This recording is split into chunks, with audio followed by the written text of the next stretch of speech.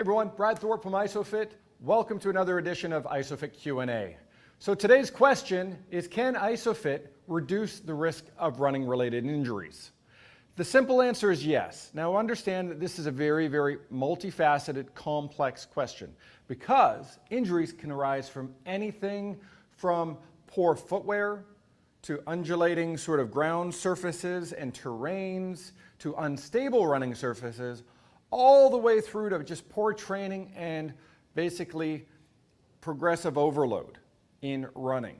Now it was interesting, a couple weeks ago I was sitting outside Starbucks and I did walk up to a running group and I sort of said, hey, how many of you guys have been injured running? There's about 10 people there, and unfortunately all 10 rose their hand and said, yeah, I have. Now the interesting thing is when I offered a suggestion, hey, come to my business, which is actually right next door to Starbucks, and come on in and let's experience a new way to prevent running-related injuries. Not one person took us up on that. Blew my mind that this grouping of people who loves running and is passionate about running opted not to get up off their chair and walk over and learn a new way. So what I'm asking is, you guys, don't be that person. Right? Try something new. It's different. It's outside the conventional wisdom of how you reduce running-related injuries. So what we're going to show you is a couple key exercises, and recognize key exercises, there's still more to do, but isometric-based exercises to reduce the risk of injuries. We're going to show you an exercise for your inner thigh that helps with hip extension. Right? Most people think that's your glute max. It's not. It's actually more your adductor magnus.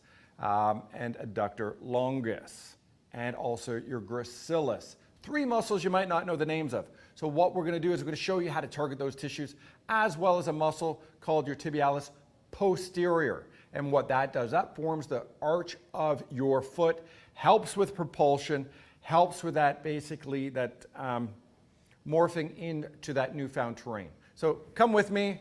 We're going to step back here. We're going to show you how to target those muscles, as I said. So we're going to do a innovative take on our horizontal calf raise. So what we want you to do is have your feet up on the crossbar. And here, you're going to raise your hips up off the ground.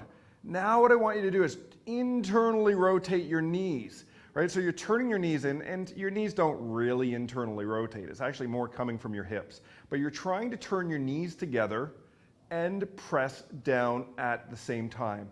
And as you guys can see, I naturally take that propulsion phase or that push-off phase of running.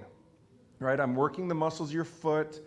I'm working the muscles of your inner thigh to help with propulsion as well as extension. Right? So what we're going to look to do is 3 rounds of basically 30 seconds with about a 15-second rest in between.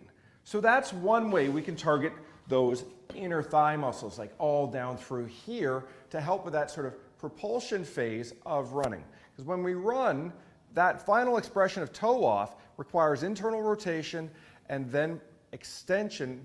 Right? So if I turn this way, so it's that plantar flexion to get through to the next stage. So that's one way that we can start targeting these tissues. Now, what we also discussed was basically, well, we didn't actually discuss it. I'm going to show you some stuff for your hips. Real simple. We discuss this all the time. Hip abduction, right? Driving that out. Turn around, drive that out. And what that does, that's going to stabilize your pelvis. So you've heard those people with slap foot when you're running, right? You hear them coming. The reason that slap foot occurs, right? So what happens is when I'm running, I don't have that strength in that glute medius section. So the pelvis drops, my foot has to spin around, you heel strike, and then it's like you sort of slap that foot because you can't get that clearance through because you don't have that ability to maintain that integrity of that glute medius to pull down, to hike that hip so you got good clearance through here. So that's one thing. Now, here's the thing nobody ever talks about when you're looking at running-related injuries. Neck strength, right? Because if I'm running, what happens is there's a ton of neck rotation occurring during your running stride that you don't even think about. So because this is new for you guys, what I want you to do Just basically bring your cervical spine into cervical extension. Cervical flexion, my bad. Working the muscles of your neck. And we're going to do it at various positions. So think in terms of straight, 45 degrees rotation, 45-degree rotation. So that's the first one. Here's an advanced exercise for a bunch of triathletes, right? So what I want you to do is basically bring your neck into the bar. We're going to rotate your shoulders underneath, right? And it is a challenging exercise. And as you can see, I'm shaking. So just focus on that. I just finished my 30 and 30 workout, a little bit tired. And then we're going to finish with a little bit of spinal extension exercise.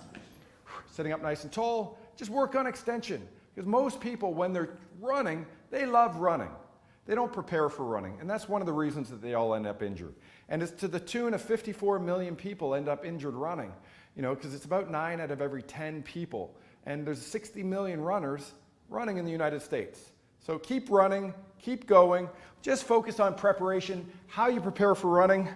And what we'll do is we'll see you guys tomorrow for another episode of Isophit Q&A. Thanks for joining me today.